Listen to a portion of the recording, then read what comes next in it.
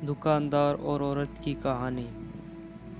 ग्राहक ने दुकान में दाखिल होकर दुकान से पूछा, किलो का क्या भाव लगाया है।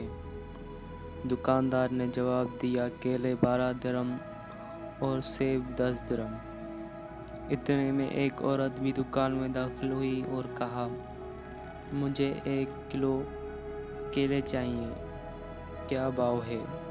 दुकानदार ने जवाब दिया, केले 3 दिरहम और सेब 2 दिरहम। औरत ने अल्हम्दुलिल्लाह पढ़ा।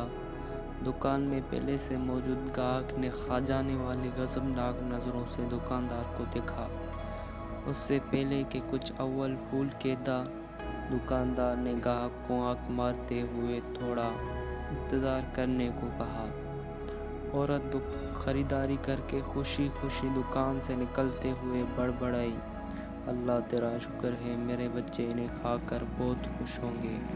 औरत के जाने के बाद दुकानदार ने पहले से मौजूद ग्राहक की तरफ मुतवज्जह होते हुए कहा, अल्लाह की कसम, अल्लाह गवाह है, मैंने तुझे कोई धोखा देने की कोशिश नहीं की। ये औरत 4 यतीम बच्चों की माँ है, किसी से किसी किस्म की मदद लेने को तैयार नहीं है। मैंने कई बार कोशिश की है और हर बार नाकामी हुई है। अब मुझे यही तरीका सूझा है कि जब भी आए तो उसे कम से कम दाम लगा के चीज़ दे दूं।